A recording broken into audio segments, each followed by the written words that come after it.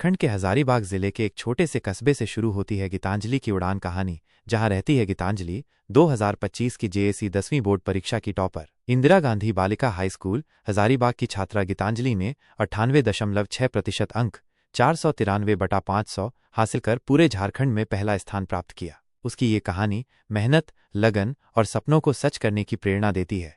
असाधारण सपने। गीतांजलि का परिवार मध्यम वर्गीय है। उसके पिता एक छोटे से दुकानदार हैं और माँ एक गृहिणी। घर में आर्थिक तंगी के बावजूद गीतांजलि ने पढ़ाई को अपनी प्राथमिकता बनाया। स्कूल में शिक्षक बताते थे कि वह हमेशा सवाल पूछती थी और हर विषय को गहराई से समझने की कोशिश करती थी। गीतांजलि का सपना डॉक्टर बनना था और वो जानती थी कि 10वीं की बोर्ड परीक्षा उसकी मंजिल की पहली सीढ़ी है। 2025 की बोर्ड परीक्षा की तैयारी के दौरान गीतांजलि को कई मुश्किलों का सामना करना पड़ा। गांव में बिजली की अनियमित आपूर्ति और इंटरनेट की कमी ने ऑनलाइन संसाधनों तक उसकी पहुंच सीमित कर दी थी। फिर भी उसने स्कूल की लाइब्रेरी और पुरानी किताबों का सहारा लिया। रोज 5 से 6 घंटे पढ़ाई करना, नोट्स बनाना और पिछले साल के प्रश्नपत्र हल करना उसकी दिनचर्या थी। उसकी माँ बताती हैं वो रात को देर तक जागती थी और सुबह जल्दी उठकर पढ़ाई शुरू कर देती थी। सफलता की उड़ान।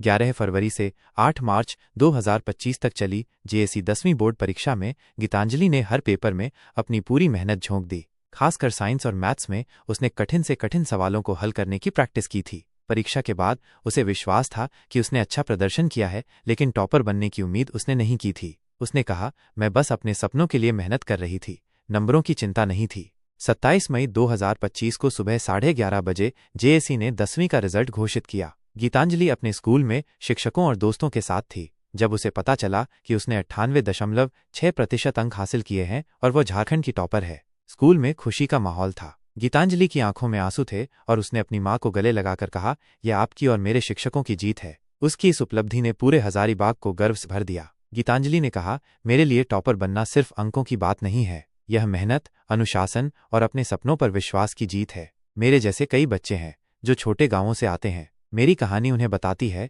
कि अगर आप मेहनत करें तो कोई भी सपना असंभव नहीं है।